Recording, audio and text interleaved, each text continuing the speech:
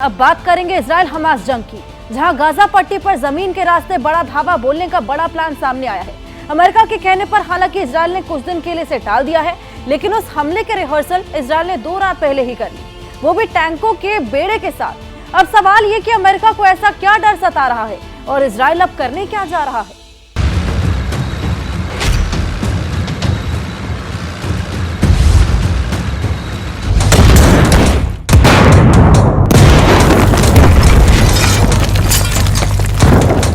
Gaza में टैंकों का दस्ता लेकर क्यों घुसा इजराइल? क्या इजराइल ने बड़े ग्राउंड ऑपरेशन की रिहर्सल कर ली है? क्या इजराइल इसी हफ्ते के आखिरी में गाजा पर धावा बोलने वाला है? ऐसे तमाम सवाल, ऐसी तमाम अटकलें उठी हैं उत्तरी गाजा इलाके में रात के अंधेरे में। इजरायली डिफेंस फोर्स के इस ग्राउंड ऑपरेशन के बाद ये उसी वक्त की तस्वीरें हैं जब बॉर्डर पर रेतीली जमीन से टैंकों का दस्ता गुजरा और बॉर्डर पार करके टैंकों से गाजा की ओर गोले दागे। इजराइल का दावा है कि उसने अपने इस टारगेटेड ग्राउंड ऑपरेशन में उत्तरी गाजा में हमास के कई ठिकानों को तबाह कर दिया।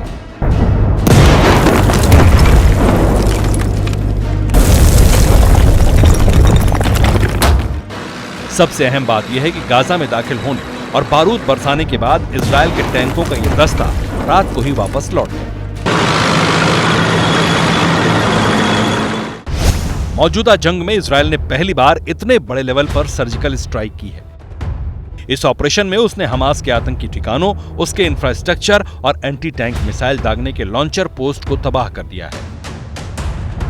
मौजूदा जंग में इजराइल ने पहली बार टैंकों से गोले बरसाए हैं।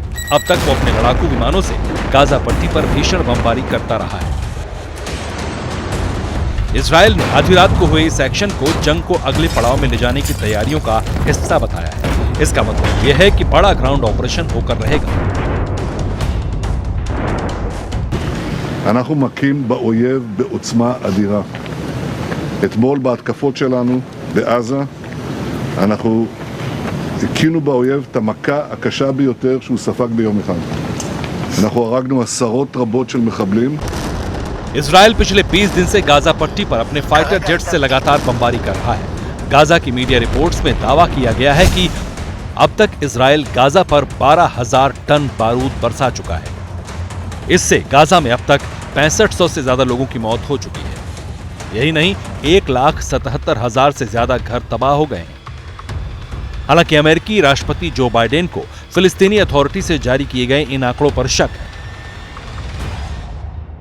What they say to me is I have no notion that the Palestinians are telling the truth about how many people are killed. I'm sure innocents have been killed, and it's the price of waging a war. Biden को Gaza में मौत के आंकड़ों पर शक है, लेकिन Israel की बमबारी से गाजा किसी मृत्युलोक सरीखा नजर आ रहा है, जहां हर तरफ तबाही ही तबाही है। हजारों टन बारूद ने इस शहर को मलबे में तब्दील कर दिया है।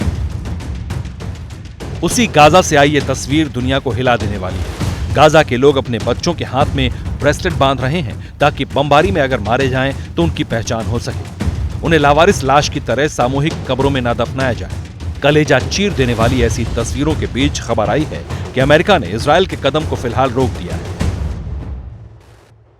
अमेरिकी अखबार वॉल स्ट्रीट जर्नल की रिपोर्ट के मुताबिक अमेरिका ने इजराइल से गाजा में फिलहाल ग्राउंड ऑपरेशन शुरू न करने को कहा है। अमेरिकी मीडिया की रिपोर्ट के मुताबिक इजराइल के गाजा में ग्राउंड ऑपरेशन शुरू होने के बाद अमेरिका को मिडिल ईस्ट में तैनात अपने सैनिकों पर हमले बढ़ने का डर सता रहा है। इजराइल ने बीती रात भले ही गाजा में टैंक लेकर धावा बोला और लौट आया, लेकिन रिपोर्ट्स के मुताबिक इजराइल बड़ा ग्राउंड ऑपरेशन फिलहाल टालने पर रजामंद हो गया है। यह ऑपरेशन इस हफ्ते के आखिर तक के लिए टाला गया है ताकि अमेरिका पूरे मिडिल ईस्ट में तैनात अपने सैनिकों की सुरक्षा के लिए अतिरिक्त एयर डिफेंस सिस्टम तैनात कर सके।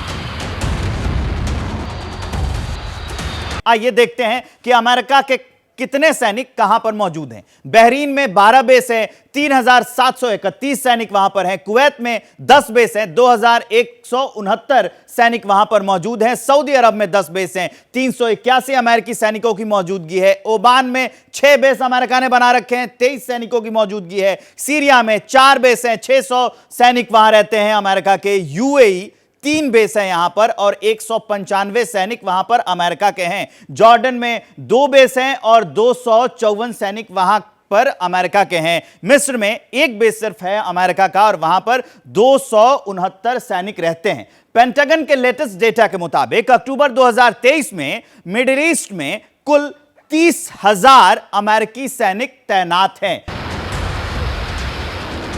मिडिल ईस्ट में तैनात अपने इन्हीं हजारों सैनिकों की सुरक्षा के लिए पुख्ता बंदोबस्त करने तक अमेरिका ने इजरायल से जमीनी जंग न शुरू करने को कहा। अमेरिकी मीडिया रिपोर्ट के मुताबिक अपने सैनिकों को मिसाइल हमले से बचाने के लिए अमेरिका करीबन 1 दर्जन air defence system middle east भेज रहा है।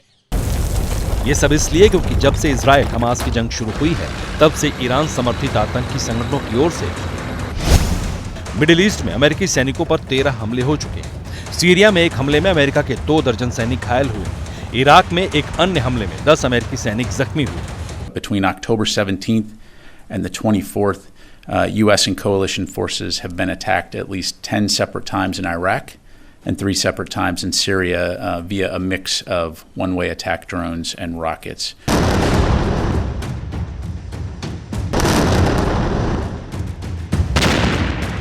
यानी इजरायल जितनी ज्यादा बमबारी कर रहा है, मिडिल ईस्ट में तैनात अमेरिकी सैनिकों पर उतना ही खतरा बढ़ता जा रहा है। अब अमेरिका इजरायल को यह समझाने में सफल रहा है कि जब तक उसके एयर डिफेंस सिस्टम ना पहुंच जाए तब तक ग्राउंड ऑपरेशन शुरू ना करे। इसलिए इजरायल ने फुल स्केल ग्राउंड ऑपरेशन से पहले आधी रात को टैंकों के जरिए टारगेटेड ग्राउंड ऑपरेशन किया।